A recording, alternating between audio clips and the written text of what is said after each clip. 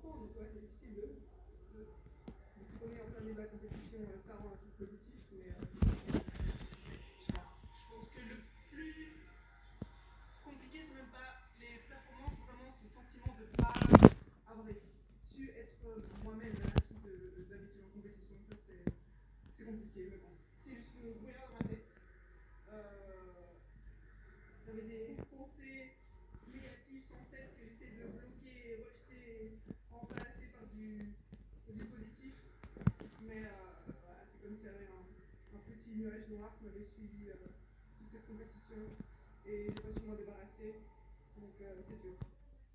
Si on parle de ça si tôt dans notre journal, eh bien c'est parce qu'il ne s'agit pas que d'une contre-performance sportive. L'athlète est en conflit ouvert avec la fédération, sur fond aussi de tensions nord-sud. On va y venir. Elle n'a pas pu, la FISA Toutiam, se préparer correctement et ça déclenche des réactions très vives. Bonjour David Bertrand, vous êtes un de nos envoyés spéciaux sur place pour ces championnats du monde. Dans l'entourage de l'athlète, on a aujourd'hui des mots très durs. Quels sont les propos les plus marquants?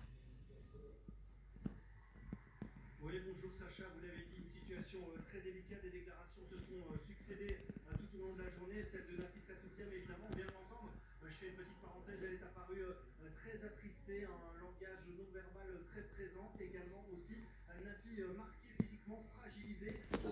Je peux pas faire d'appel, Gabriel. Réellement à bout nerveusement, mentalement, Je peux pas faire d'appel, Gabriel.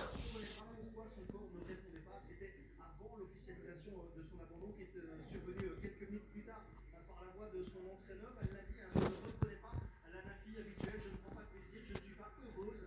À cela se sont ajoutés les propos de sa maman. Je ne laisserai personne continuer à la détruire de la sorte, a-t-elle écrit sur les réseaux sociaux. Allusion évidemment au conflit qui l'oppose à la fédération. Vous en avez parlé, un conflit responsable à 99% de son échec selon son entraîneur et coach Michael van der Platsen, qui a eu des mots très durs.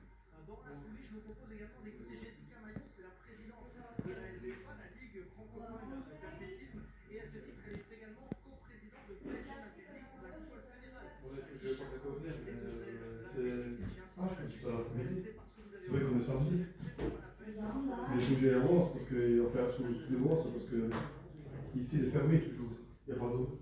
Je connais pas l'information. Des hauts, des chefs, puis en hauteur. Ouais, je vais aller cet après-midi. Je passe les boules. Je vais manger.